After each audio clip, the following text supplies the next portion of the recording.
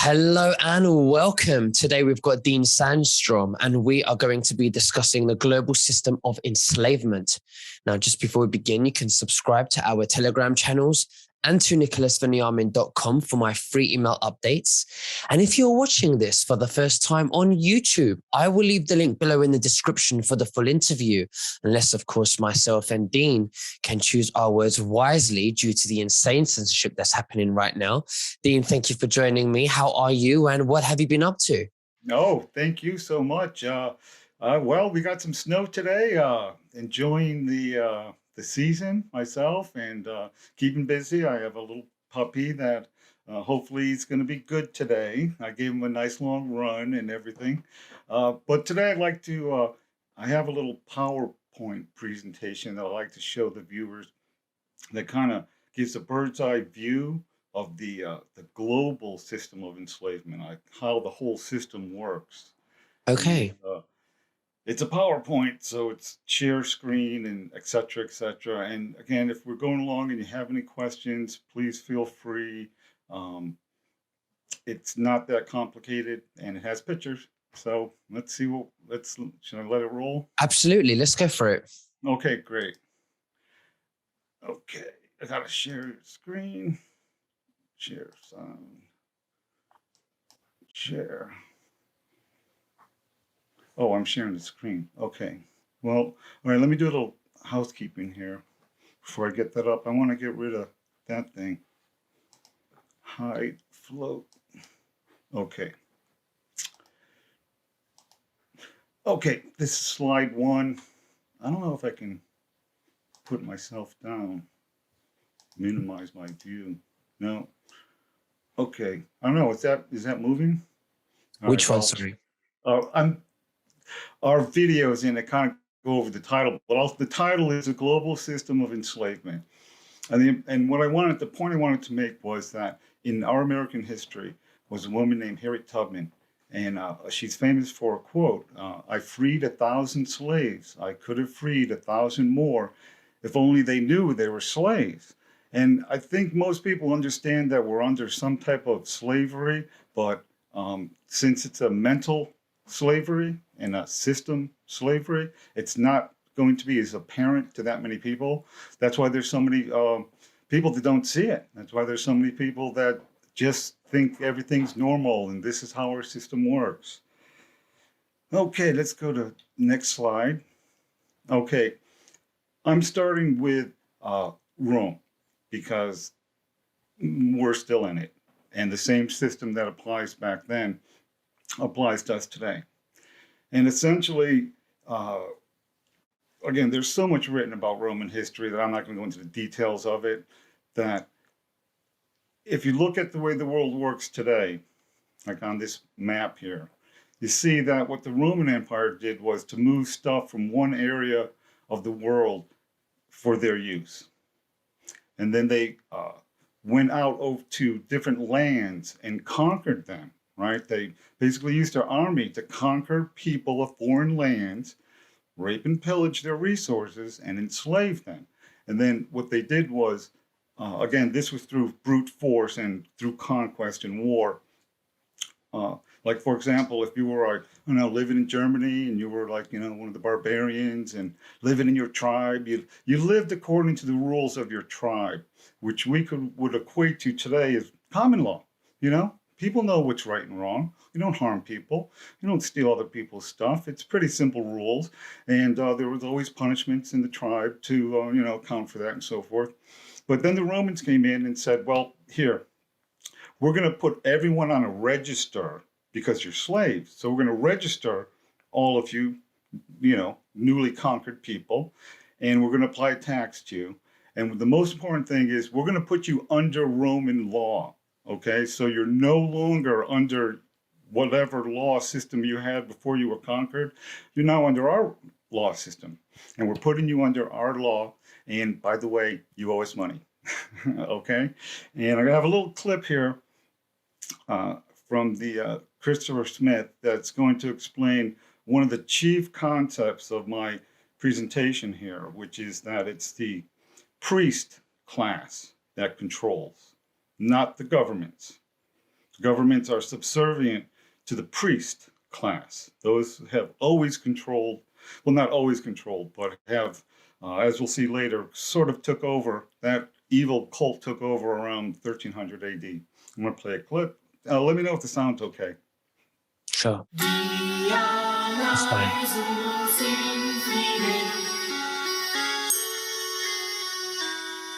The Romans had colleges of priests of various kinds, and each college has its own particular variety of religious law to look after.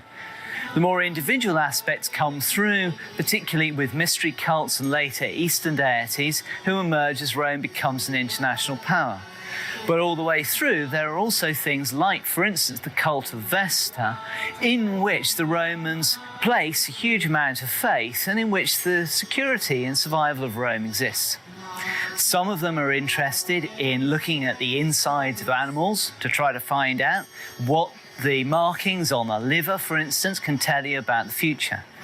Some of them are interested in standing on the high points of Rome and looking at the sky and seeing the patterns of the birds and seeing how that can perhaps foretell the future. Very many of these colleges are occupied by people who either have been or are about to be chief officers of state.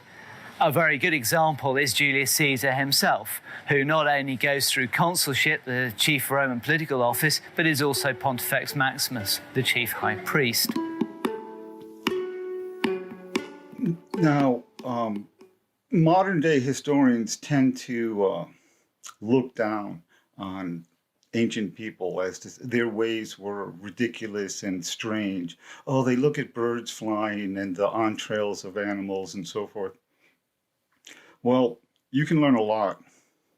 Like winter's coming, and if I didn't have a calendar or a clock or any internet, I would know by the signs of nature how to plan.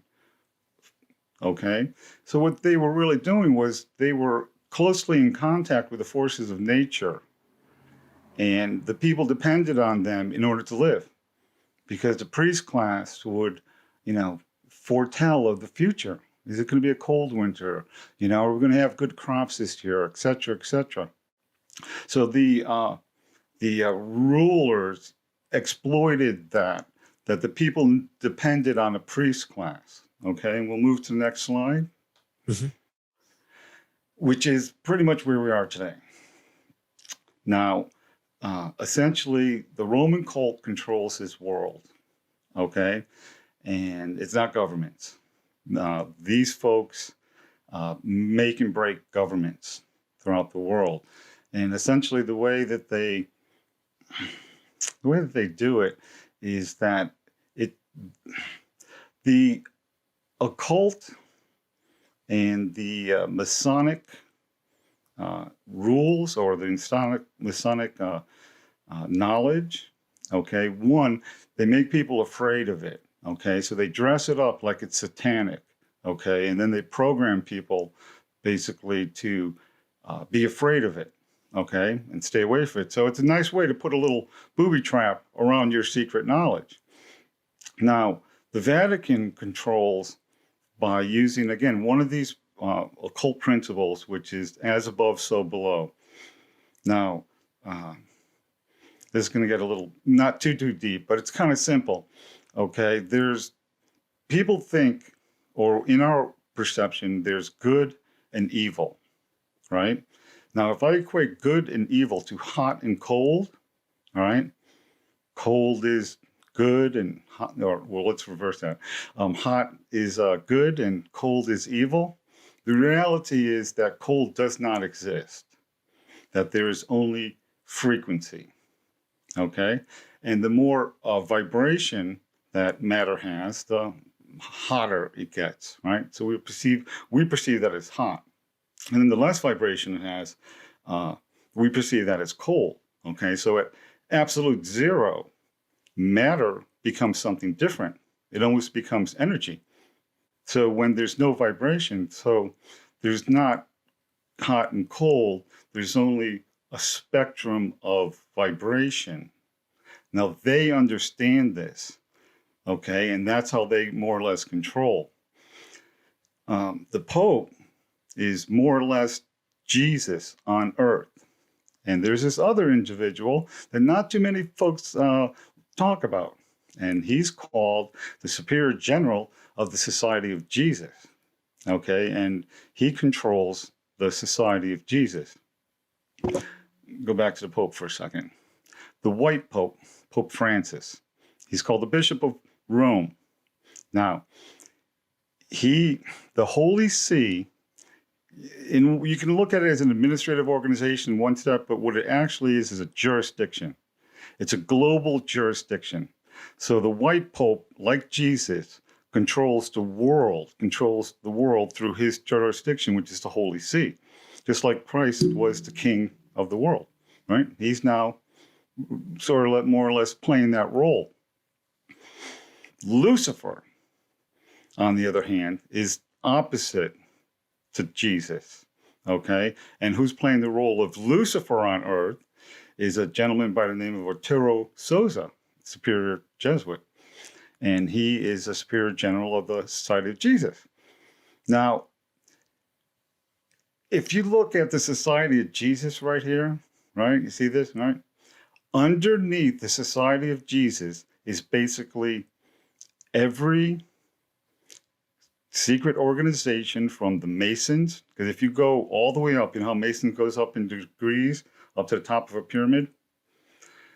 At the top is a superior general, because he holds the office, just like the white Pope holds the office of Christ on earth, the steward. The black Pope holds the office of Lucifer, and he controls. Now, if you trace down, not only are all the secret societies there, but all the intelligence agencies all go up.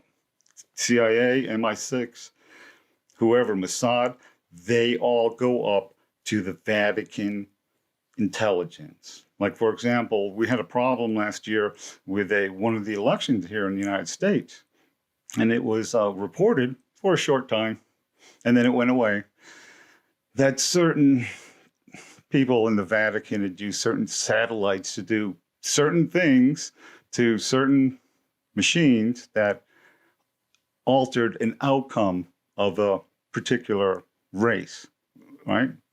I don't know if you're familiar with that, right? That was in the news. Okay, now I'm going to play a short clip. This is Franco Collins. He's going to sort of explain how Rome transitioned into this, what he refers to as the Roman cult. All right. Well, I guess what we're talking about when we talk about the popes or the Roman pontiff is we're talking about the group that claim to be the heads of the Catholic Church, the Roman Catholic Church in Rome, in the Vatican, which in reality was a hostile takeover and outmaneuvering of the Catholic Church by a group that had nothing to do with its foundation, and this was in the 11th century. So we're talking about a group that I call the Roman cult. And the reason I call them the Roman cult is threefold. The first is that I want to make sure under all circumstances that anyone that was brought up a Catholic or a Christian clearly sees that we're only talking about a handful of people, and this has nothing to do whatsoever to what your beliefs are, or, as I say, whether you're born up a Catholic. The second is to identify them very much as to where they're based. They're based in Rome. They think totally different to general men and women that live around the world. They're a cult. They're a secret occult group that live within an organisation. They hark and get their orders from Venice, and their history goes way back to the breakup of the Khazarian Empire and the Magyar that took over Venice. And the third is that what they did to Catholicism was infuse us with the third age of Mithra. And the Mithraic religion in Rome was in fact called the Roman cult. So it's a fairly apt term. But the Roman cult, as I say, took over the Catholic Church and were not its true founders, and have functioned very much in the form of parasites by presenting a facade and really operating in complete opposite to what they claim to be.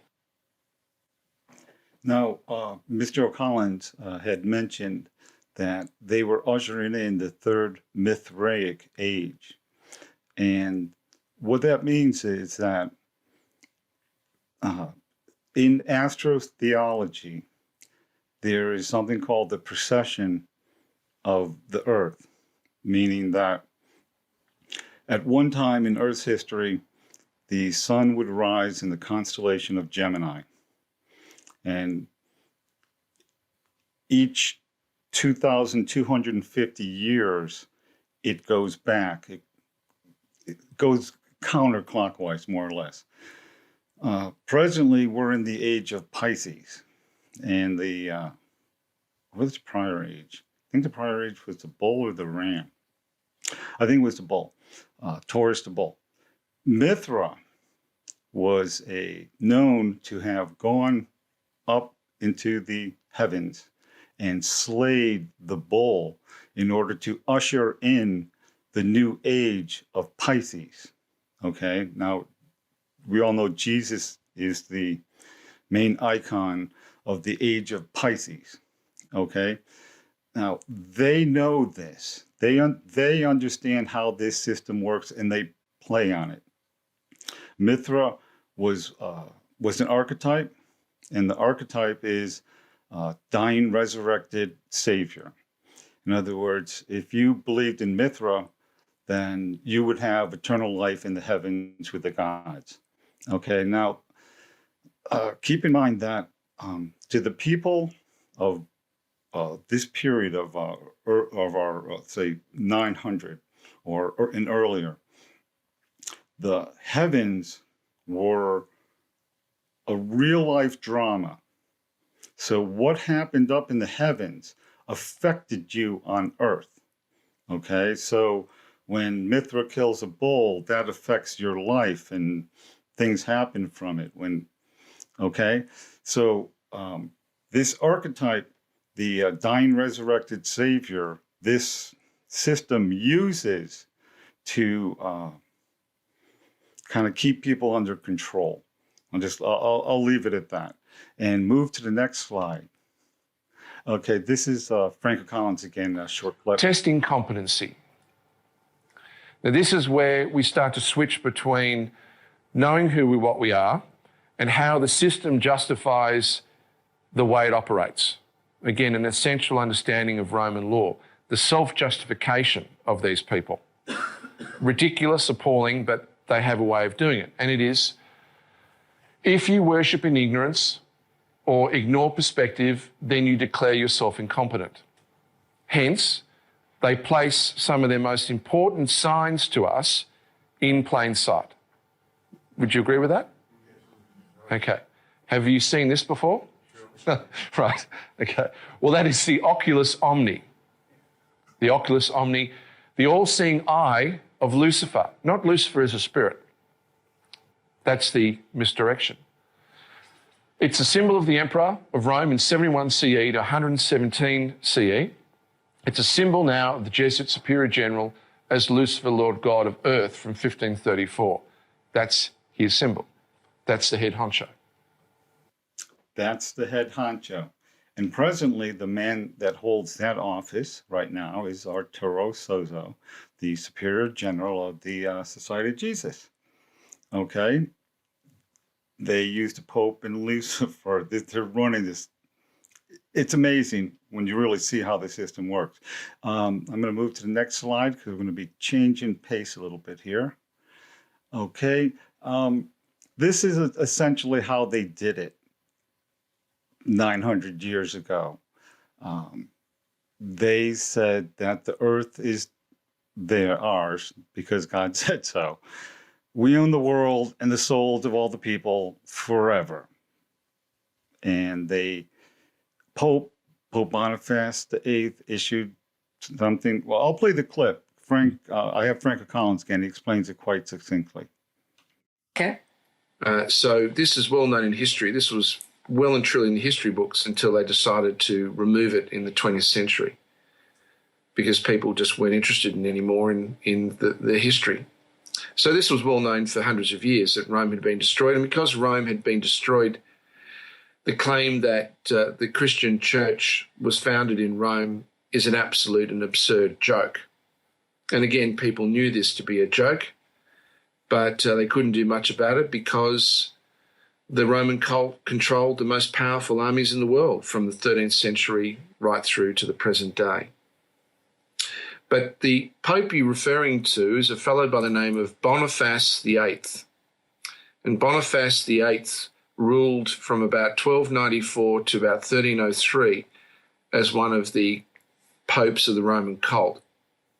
And his contribution was a document that was called Unum Sanctum. That's UNAM SANCTAM, Unum Sanctum. And this document is historic because it is the first document recorded where there is an express trust claim for the entire planet, with the Pope effectively claiming to be king of the world, and we are considered creatures. It's worth going and reading this document. If you read the last couple of paragraphs of the document, is an absolutely horrifying and astounding document. But this is the creation of the first global trust in which we are considered creatures and the Pope is claiming the entire world. Okay. And that is true to today. This is true today. That operates presently. Okay, moving on. Okay, the king works for the Roman cult, King of England. Now, presently,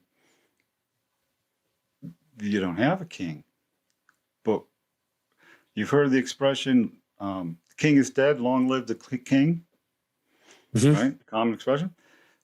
The king is dead. The king, the man, has died. The mortal has died. The king, the office of king lives forever. Okay? Man is mortal. The office of king, just like the office of Lucifer. We're referring to offices that a man or a woman holds that go on forever, whereas the man is mortal. So, made that point there. And this is Sergeant Horton. I believe he's on Telegram. And so you folks can still keep up with his work and so forth. And he's going to sort of explain how things kind of work here on planet Earth. These are the pillars of the laws of this global construct: Admiralty and Maritime, and civil jurisdiction. Law of the sea, law of the land. Law of the sea has always been held by the King of Great Britain. Okay, that's how he runs his entire country. It's considered a vessel, a great big boat, and all the people in that boat are considered to be missing, dead, or presumed lost at sea with their birth certificate system. That's how he runs his whole country. And that's the same thing we're doing here in the United States. Why? Because Great Britain has always been our Postmaster General here in the colonies and the 50 states. Now let me explain what Postmaster General of the world is.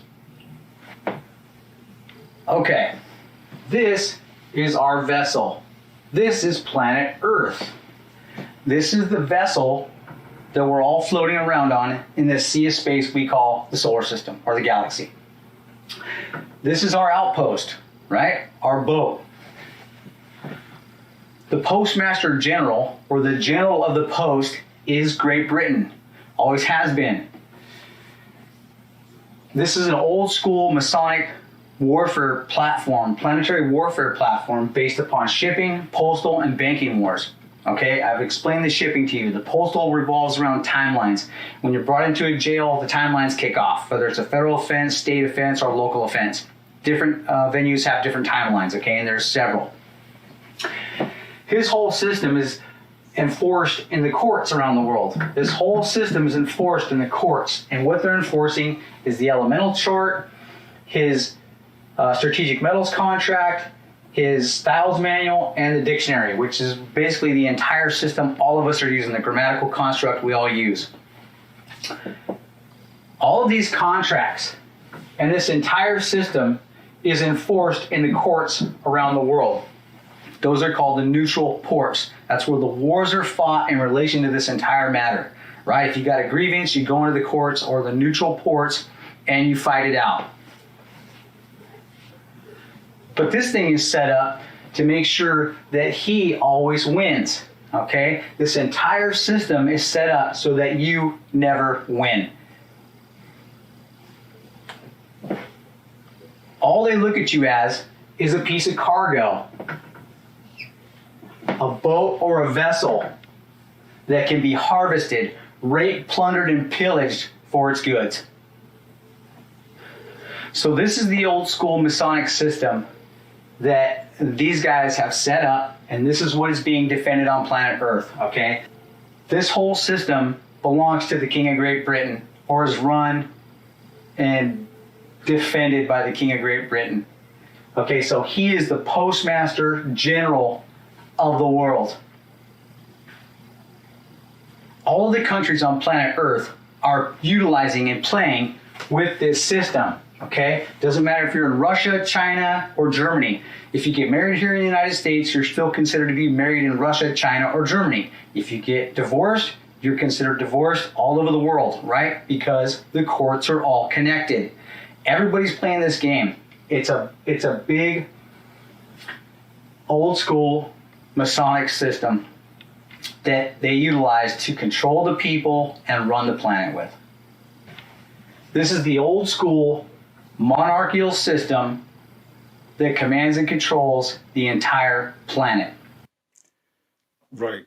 And he said the neutral ports or the courts are where these shipping, postal, and banking wars are fought. Currently in the United States, we had this contest last year, and it's being contested in the neutral ports right now. All right, see how this system works? They just like the Romans, they put you under the law, and then it's their law system, and they run it from the top. So you can see why in the United States, it was very problematic with many of the cases going through the courts for one side, for one party. Had much difficulty because they're controlled at the top. And we'll see how that again, because these are wars that are fought in neutral ports. The side that I like, which would be the Mr. T side, I'm pretty sure we may prevail in these neutral ports. I have a good feeling. I'm very confident that we're going to prevail. Okay, I'm going to move on. This gentleman, people should be worshiping in the Truth Movement. His name is Dr. John Coleman. He wrote the Conspirators Hierarchy Committee of 300. He's was one of the guys that was in the trenches in the early days, spent his whole life in National Archives researching this global system. And I wish I could meet him someday. He's getting a little old, but I don't think he's watching this video, but praise to you, Dr. Coleman. I'm going to roll the video. Just a note, I have a puppy, and there's something in this video that makes him go off, so we might have to take a puppy break in the middle. I hope he's sleeping. I ran him good today, so I hope he doesn't bark. I'm going to roll the clip. In my book, The Committee of 300, which took 20 years of research, and incidentally, I was only a little bit behind with Karl Marx. He spent 30 years in the British Museum in London, where he got most of his things from. I point out that the British East India Company was the most powerful trading company in the world. They made their massive monies out of the dope trade. They first grew prime poppies in Kew Gardens in Kensington, London, got the best producing opium poppies. They then shipped them to Benares in India, where they began a massive plantation of poppies, opium producing poppies. They then used their famous tea clippers to transport the poppies in the form of raw opium to China. And by their military force, they imposed an opium policy on China that turned the Chinese nation into a nation of addicts. And they enforced this policy, which was known to the royal family and Lord Gladstone, the Prime Minister, and every one of the lords and ladies in England. And they made a massive, huge fortune in researching these documents in India House in London. I came across some of the manifests of the old tea clippers and the numbers of kegs of opium they carried in the values. And I totaled up these things, and I found to my astonishment that if we took 1970 as an optimum year for profits in General Motors and Ford,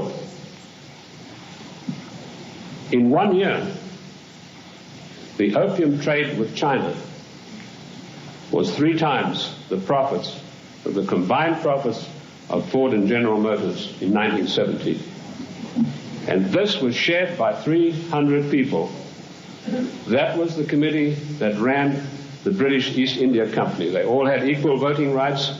They could not outvote each other, and of course they were sworn to secrecy.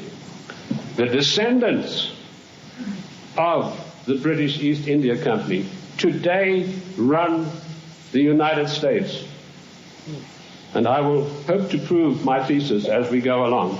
They also interfered in the development of the United States on every occasion.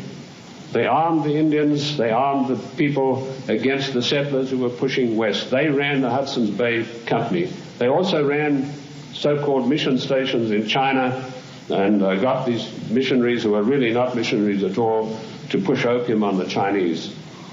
And I remember a conversation with the late Gamal Abdel Nasser of Egypt, Prime Minister of Egypt, President of Egypt, and Mohammed Aykul, one of the top journalists, with Chou En-lai. And Chou En-lai told him, he said, you know, the Americans and the British made China a nation of opium addicts, and now with the Vietnam War, it's our turn. We are going to make the Americans a nation of opium addicts. So you can see the influence, the evil, baleful influence of the British East India Company upon the great nation of the United States of America. They were the ones who financed the war. They put up the money for the British troops to buy the Hessian mercenaries and to fight the colonists. Those brave 3%, let me remind you that only 3% of the people took arms and stood up against the mighty army of King George III. And the missionaries that he's referring to that were not really missionaries, those are Jesuits. Right. Jesuits that were sent to China to take it over. I got one more clip with, that talks about Dr. Coleman.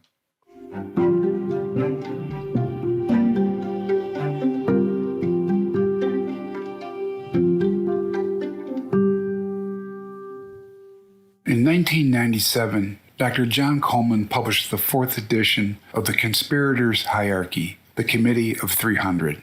Coleman's monograph lays out the objectives of the 300, many which are today plainly obvious in the political and social realms. First and foremost, the establishment of a one-world government, commonly referred to as the New World Order. This can only be accomplished by the destruction of national identity and national pride. In his book, Between Two Ages, America's Role in the Technotronic Era, Brzezinski writes that the technotronic era involves the gradual appearance of a more controlled society, dominated by an elite not beholden to traditional values and morality.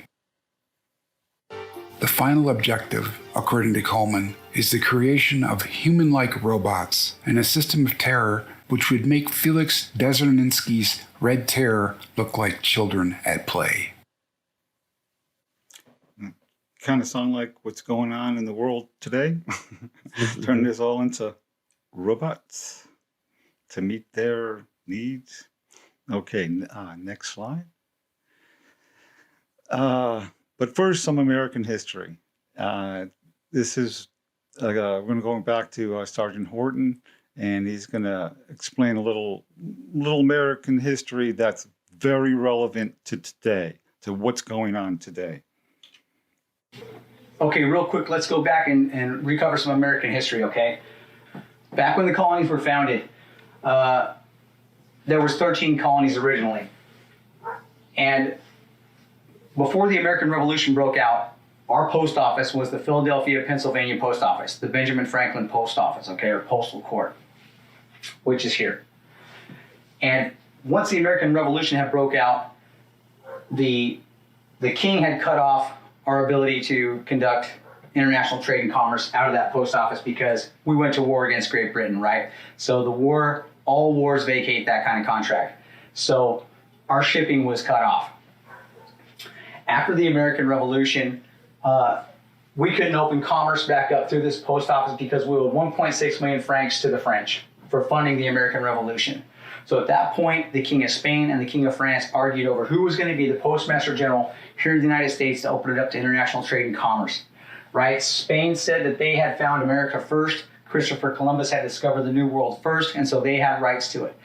France said that without loaning America the 1.6 million francs, the United States wouldn't even be open for capture. But the King of Great Britain, still being the reigning monarch in the world, said those are my people, and I'm going to put my post office in up there and open this thing up to trade and commerce. You guys need to stand down. So that's how he became the Postmaster General of the United States. And the Canada location has always been attached to that postal location as well. So the King of Great Britain took tactical command and control of the entire North American continent in the process. So if the other reigning monarchs and dictators of the world wanted to come into our country or the United States and rape and pillage it for its natural resources and its goods, they'd have to go through him and his post office to do so. So everything that was shipped in and out of the country, all trade and commerce, he got a piece of through that post office, just like he did down in the East Indies. He is taking tactical command and control of the movement and shipment of all goods on planet Earth. That's his end goal. Okay, now there was a long-range objective that had been placed into motion here by the Crown, the Vatican, and London City and the Rothschilds, okay? And the reason the American Revolution had kicked off was because the United States wanted to float its currency into the global market. And because they based their monetary system on the value of the land, it never fluctuates. It's solid base, right? But the Rothschilds fluctuate gold and silver up and down in relation to what they have going on. And because our currency doesn't fluctuate, when these guys would drop the price of gold down, America could buy it up and eventually would become the global power on the planet. So the Rothschilds attacked the Crown, and the Crown said, you guys can't do that. And as a matter of fact, this is war against me, and I'm not going to let that happen. So that was the reason for the American Revolution. But the long-range objective was to get the United States to borrow money from these guys in an effort to surrender them back to Great Britain. And how that was going to work was you only get 3 chances to pay off the debt that you borrow from these guys. And if you can't pay it off, then the Crown will step in, pay the debt to these guys off for you, and then capture you back as part of his system or part of Great Britain. And you all become peasants and serfs again. And this entire thing revolved around the year 1999. This is an event horizon year, not just for the United States, but for the entire planet. Okay, so when the colonies had come out of the American Revolution and the king stepped in as Postmaster General for the United States, the U.S. Constitution was drafted, okay? And the U.S. Constitution outlined how the king's government was going to interact with the colonies in relation to international trade and commerce. Okay, and this thing was seen by Patrick Henry and the colonials as so tyrannical that they created the Bill of Rights, outlining, or I should say, laying out what it was that the King of Great Britain and that federal government, the Fed, would never have the power to infringe upon, because they knew that this king was so tyrannical, eventually he would enforce his authority into the states' territories and try to tell you what you couldn't say, what you couldn't write, right? The freedom of the press, that you couldn't bear arms, you wouldn't have the right to defend your country. So those things were all outlined here in the Bill of Rights, and those are the things the king would never have the power to infringe upon, ever. It was done. It was the only thing that ratified the U.S. Constitution. And they were not going to sign it. The colonials refused to sign it until these guys, the Fed, accepted this outline. The reason that 1999 is an event horizon year is because in 1999 was the end of the third and final international bankruptcy for the United States. and we were going to be surrendered back over to Great Britain because we couldn't afford to pay the debt to London and the Rothschilds and the 13 banking families off. But that meant that the U.S. Constitution had come to an end. It was over. It was the end of the third and final international bankruptcy, and the contract between us and Great Britain expired. Okay, and if you had, I don't know if you have any questions, but you see, one of the markers that we could use today is the value of gold, because presently it appears to be a very fixed market. And it seems to be fixed and controlled by the same people that Roman cult. And one of the markers we might be able to look for is when that ends. Like, I know that, I think it was just a couple of weeks ago, JP Morgan paid like a $60 million fine because they were rigging, was it silver, or they're rigging some of the commodity markets. That's like a cheap parking ticket to them.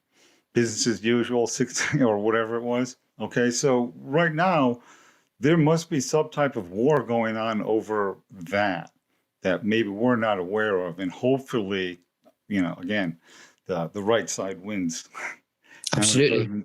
Yeah. So this is we're just gonna turn off the screen sharing Okay. so we can get back to this. So the whole systems have to be collapsed, and this is what we're hoping right now. Is that Yes. correct? Yeah. Yes, absolutely. So when we're speaking of the religious structures, the Vatican, the Federal Reserve, the post office, even the royal family. Right, because this is what these battles are for. It's over control of the more or less global commerce.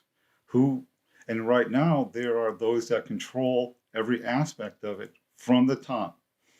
Shipping, the post offices, the courts, everything is controlled at the top.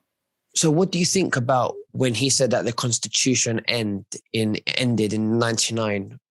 Right, in 1999, that's when I was going to, on the next slide, we're going to get to that, but that's where the Constitution ended, and that's essentially when the bad folks really got tactical command and control of the United States and started playing out their end.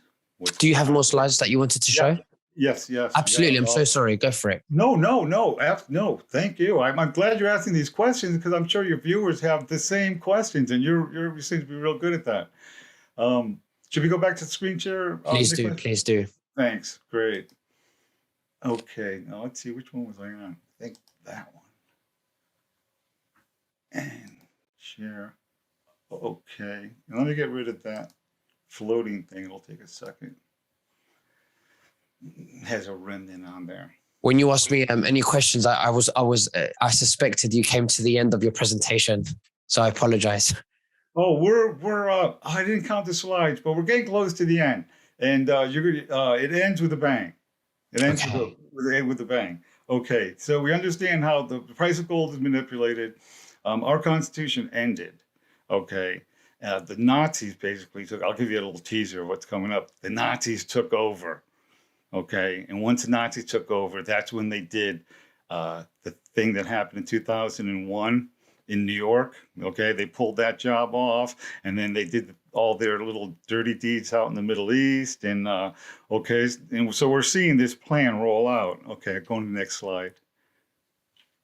I don't know. Is it still there?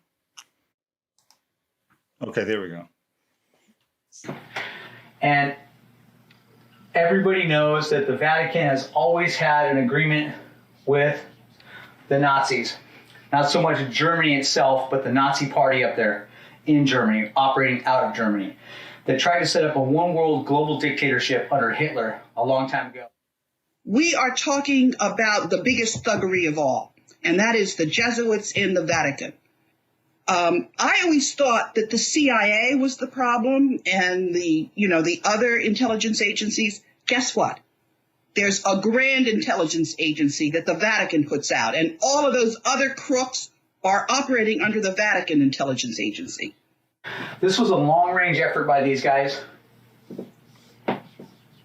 to come up from the rear and accomplish this objective. Now, the plan of the CIA with the setup of the five-star trust was that the five top gentlemen, or I should say men, that were going to run the five-star trust for the CIA were going to take turns being the director of the CIA. So those five guys could stay in command and control of this entire operation. The objective is to set up a one-world global dictatorship with Lucifer at the top, running the United Nations. And this is the piggy bank they're going to utilize to achieve that objective. But thank goodness, in 1999, as I said, this all revolved around the international bankruptcy of the United States, which, thank goodness, left the Washington, D.C. postal location open for capture on November 2nd, 1999 for 18 days. There was an 18-day period in there that the Crown was going to have to vacate the position and the post office would be open, and the United States would no longer have the ability to conduct international trade and commerce, hence the Florida Chads. That's because in 1999, the U.S. Constitution had come to an end and was closed out with the end of the third and final international bankruptcy.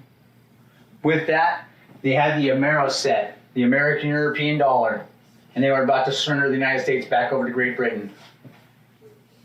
However, in 1999, during that 18-day vacancy, a miracle had taken place.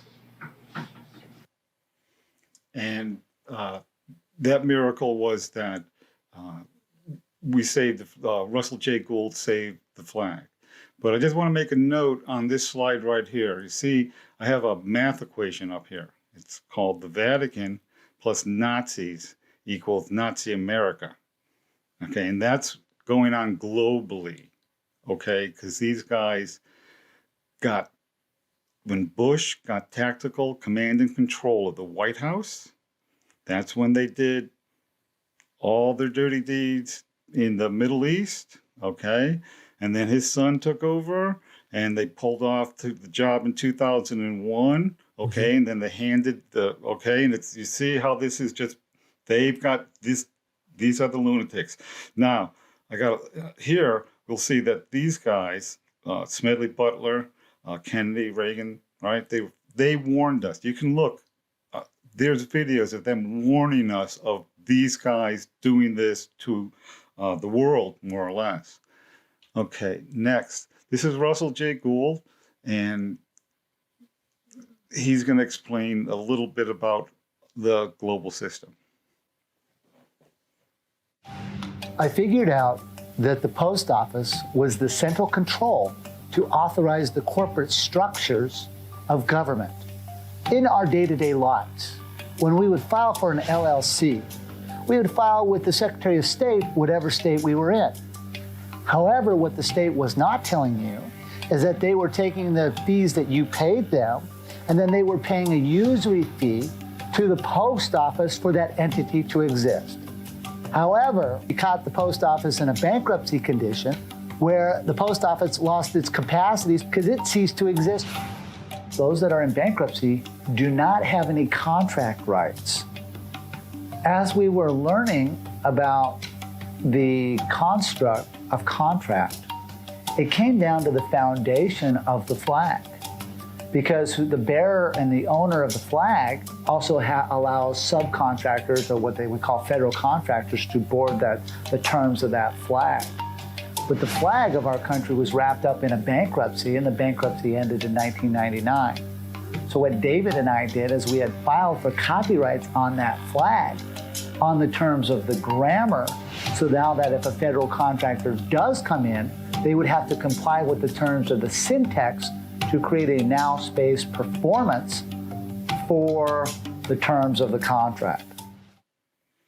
Okay, so what Russell J. Gould did was he captured the flag, and he holds the copyright, and he holds the American flag. In fact, all of our armed services, the Navy, Army, Air Force, not sure about Space Force, they are more or less leasing the flag from him. He's given them the rights to that. He's in contract with them for that flag. Whereas the current administration is using a fake flag. You've heard people say how the black box they have is fake and it doesn't really communicate with anything. Well, their flag is fake too. Okay, so the whole thing is fake. But they have tactical command and control and in the courts. So this is a war. This is the battle that's going on. Now, another one of the battles that's going on is in the banking industry. Now, Russell J. Gould was the first creator of the Quantum Banking Global Monetary Fund. He created the quantum banking system. And I know that a lot of people want to focus on the computing aspect or the technology aspect of the quantum banking system, but the nuts and bolts, the real what's behind the scenes is the language of the contracts. And that's what the most significant change is that a gentleman by the name of David Wynn Miller more or less cracked the mathematical code for language, and not just English language, it's all languages. And what they did was they showed fraud in the way that we use language. You know how Sergeant Horton had said they control the dictionary and the styles manual. That's how we use language. Well, they control all that. Okay, so we're using their systems to communicate, and where you go do business contracts, but essentially it's fraudulent and it's imprecise. Well, they created a system that is mathematically perfect. Okay, and so what's really important in banking contracts is the language of the contracts, because it doesn't matter whether you have a quantum computer doing the transactions. If you have fraudulent language in the contracts, it's a fraudulent system. Okay, so again, another one of the battles that's going on is the what I think, and I suspect, and this is just pure speculation, I think that the black hats got Russell's technology, and you can use Russell's technology for good and bad.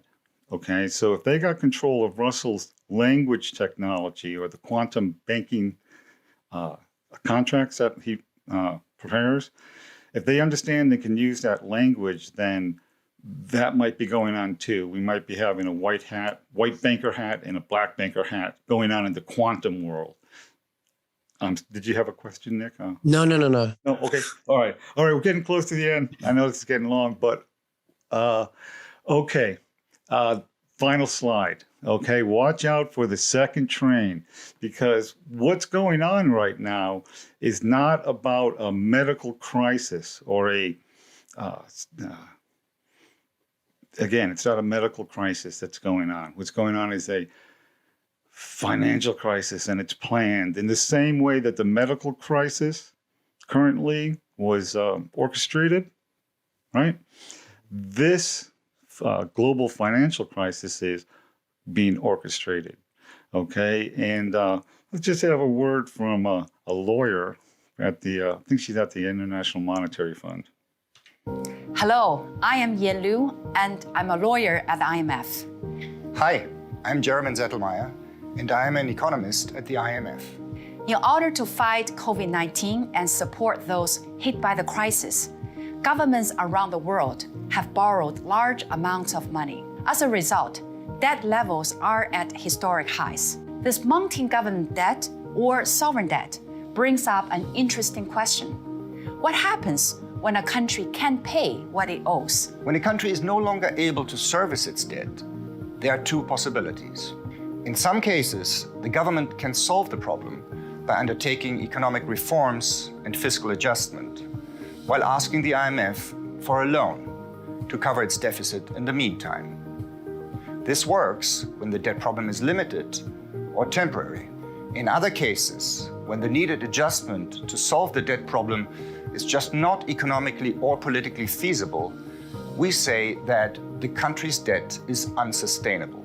The debtor government then needs to approach its creditors and ask them to renegotiate the terms of their payments, a process called sovereign debt restructuring. Okay, a lot of gobbledygook. Okay, what this means is there's a system of global central banks. Each country has a central bank. The Federal Reserve, United States, every country. So they're presently, like our Federal Reserve, isn't paying interest to anybody. Well, that's going to change, okay? Because they're going to collapse all the world's central banks. And they're saying it's the governments, but it's actually the central banks is where they're going after, because the governments are borrowing from the central banks. So once the central banks lose the capacity to loan, once their books are tapped out, they no longer have anything to create money. They're going to have to go to the World Bank and the International Monetary Fund. And they already created, believe it or not, just like Sergeant Horton mentioned about the Miro, well, that one didn't really fly, okay, because things happened and plans change, and you got to keep moving on towards your goal, right? Which is to collapse all the world's central banks, because, geez, isn't a medical crisis where these governments are spending money like it's crazy? And the United States is coming up against a debt ceiling limit here in a couple of weeks, right? We'll probably get through this one, okay? They'll raise the debt ceiling, but eventually there's going to come a time where most of the countries on the planet are going to have unsustainable debt. And what that means is that they're just going to come in and be the lender of last resort and loan money, because they're such nice people, you know, they're humanitarians. They're going to loan all the central banks money, you know, make them solvent again and charge interest. So now, whereas the Federal Reserve Bank was just collecting interest, now they're going to pay interest up to the World Bank. So that is what the end game is. Now, this subject's been talked about for years, the sovereign debt crisis, but I guess they couldn't quite push it over the edge. So this medical crisis that's going on was exactly what was needed to make all the governments of the world spend money like drunken sailors and more or less collapse their own federal banks. And I can go off screen share because that was the last slide. Yeah. And we're going to end there. Let me say stop share. So basically, Okay. the monetary system structure was purposely created not to make money, but in order to use it as a weapon to make people believe they need money so that they can control it, so they can enslave us, so they can steal the gold. It was like a way to control and suppress humanity and control the world and get what they want. Right, exactly. It's a way to manipulate the energy or life force of people. It's a way to tap them. Okay, mm-hmm. And that's the thing about why it is slavery, because whether they have 100% control of your body, or whether they only have 17 or 40% of your resources that they control, you're still a slave. So they control, and what they can do with this system, because it's a mathematical system and it's a up and down, and this is why I'm apprehensive about the talk about a gold currency, because right now every country could go to a gold currency, but if the price of gold is still controlled, it means that they can move it up and down and just collapse a country, steal all their assets, and then keep doing it again. And I think this is going to be one of these markers, is when that gold market becomes free, okay, and not manipulated, that's another big war that's going on right now. And I can't look into the future, but and again, I don't know if, a lot of people say, oh, well, gold should be, yeah, it should be, right? And then it's like, well, how will you get there, even if white hats were in control, right? How would you get that price there? And it's beyond my level of thinking. But yeah, it's a global system of control, and they control more it's not just a currency, because remember, it's a belief system. So all of the people that are there's like 1 billion people in the Catholic Church, and there's millions and millions of churches. And if you're more or less controlling their belief systems as to what's right and what's wrong, okay, because that's essentially how it works. Their system operates off of natural law, okay, but they make us believe that it somehow operates out of this man-made artificial law, okay. So our own belief systems tend to enslave us. Absolutely. And that's what we call the matrix. Exactly. You can't always see it. And again, it's easier in the days when people had chains, right? But even as in all periods, all Rome, America, when there was slavery, there were a lot of people that enjoyed it. And we see that true today.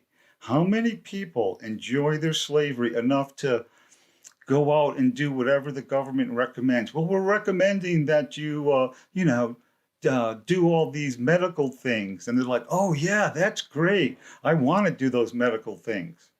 Well, honestly, the only thing, in my opinion, that could explain what's going on right now is, and I saw a good video on this, is mass psychosis. Okay? And one of the things that about a mass psychosis, because you'll see my neighbor. I was just talking to my neighbor, and and he seemed to be a knowledgeable, well-aware person about his own medical destiny. And he's like, "Oh yeah, I just got 2." I went, "Oh, you did? Oh, okay." And it totally confused me. But he has to be under some type of psychosis. And again, one of the things about people that are in this psychosis is they don't have the rational capacity to see what's going on. You know what I mean? That's one of the things about when you're in a psychosis. You can't see that you're crazy. You think you're normal. So all the people that are doing all these, adhering to all of these policies and mandates and so forth are... Yeah, the deep state have made the masses psychotic, if you like. Yes. And into this hypnotic state where they're just voluntary accepting everything they're saying under their security in exchange for security, and they're chipping their freedoms away from them. Exactly. And that's one of the big problems is that, and maybe we'll I know we're getting kind of lengthy here, but one of the things is that our ancestors lived a little bit harder lives than we did. Okay, and they knew something, and they always knew something, that I'm going to come back. This is, I think, something that people forgot. We're coming back. Our souls are permanent. We're going to come back. Okay, so one of the things that, again, if our lives were a lot more miserable, I think we'd fight a lot more harder against tyranny. But they've made our lives, this was one of the, I guess, Edward Bernays talk about that in their, the acquisitions about how to control people. And that is to make someone's life so comfortable that they're they wouldn't even notice their slavery. Give them everything. Give them all sorts of electronic toys and comfortable homes and hot water and, a good, more or less. And slaves won't trade that away for their freedom, because their freedom is going to come with consequences. And I know, just personally, I've been fighting this system now for since earnestly since 2001, and it's very difficult. All right, to try to get out of their slave registration system, people like our neighbors, our regular people, get angry at you and call you all sorts of names because you don't want to comply with their registration. Why should I comply with your registration system? People don't get that. That's part of the slavery. And it's exact. And they treat government as if they're God, and that's why, Mr. T says we do not worship government. We only worship God, and that was a very big statement what he said. And you're absolutely right. Right. The Romans worshipped their government in a way as being the priest class. So when you, again, worship or depend on people for your prediction of the future. You become dependent on them. Okay, like the priest class, they're going to tell you about where you're going to go into heaven and, you know, how you're going to live your life. The thing about sovereignty is that we determine that, and you don't have to depend on a priest class to get that. Now, I guess we need to be informed as human beings, so we all need to share information and so forth, but we all need to share it as sovereigns and not as authority and followers. And that's one of the my little buddy's coming over here to say hello. Hello. Oh, I'm sorry, yeah. He's kind of fat. Come on, he has to get on camera. Here he is. There's my little buddy. He was so good through this whole thing, so I'm going to reward him. But yeah. But I still have hope. I have so much faith, Nick, in what's going on right now. I mean, the number of folks that are becoming aware, and it doesn't matter what level you are aware, as long as you're willing to kind of stand up a little bit and book the system and get involved. That's the start. That's what we really need. And okay, he's hitting buttons already. And so I'm really positive. I didn't mean to make it sound like, oh, we're all slaves and there's nothing you can do about it. Well, no, but people need to be awake and they need to be aware. And that was a fantastic presentation. I really enjoyed that. And, you know, it's given something for people to research further into as well. Exactly. That's what I was hoping for, that it would not answer as many questions as it created in people's minds. Oh, well, how does that system really work? And just a note on Russell J. Gould, he's a great guy. If he had an army and enough real true support, that would be we would see a faster transition, because it invalidates what they did. Was the courts are more or less Masonic systems, right, that are controlled by secret societies. He invalidated all of their founding documents. Okay, so they can no longer perpetuate a fraud. Okay, so I do hope that eventually more people will become aware of the fraudulent use of language, okay, and start using Russell J. Gould's technology to defeat these people in the neutral courts, the courts. Okay, if we can get some attorneys using Russell's technology in the courts, it would have an amazing impact. Absolutely. And I'll just leave it at that. And thank you so much for the opportunity to share this information with your viewers. And, wish you all Merry Christmas. And, again, thank you so much, Nick. It was absolutely. great. No, thank you. It's been an honor. Thank you. I usually say, is there anything else that you'd like to say to the viewers before we finish? But, whatever you want. How about a quick little story? All right. Something just to think about. Our creator, our life's a buffet. Now, imagine, how would you feel if you had a friend and you knew all the best food that he liked, and you knew the music he liked, and the type of atmosphere that he liked, and the lighting and so forth. And you said, hey, I'm going to have a banquet for you, just for you, because, you're my friend and I like you. And you prepared this huge buffet, and you got the room set, and all his friends or her friends, and just a wonderful environment, just exactly what the person wants. And they show up at the door, and they go, "Oh no, I couldn't do that," right? Wouldn't it kind of be insulting to you as the host, and you did all this work for them, that they're not going to come in and just have the time of their life? Well, that's what life is like. The Creator has created this world for you to enjoy. It's a buffet. Mm-hmm. Say yes. Say yes, and have fun at the buffet. Have fun at the buffet, folks, and Merry Christmas. Well, Merry Christmas to you too, and a wonderful Happy New Year. And we'll speak very soon. Dean, thank you very much. God bless you. Thank you. Bye.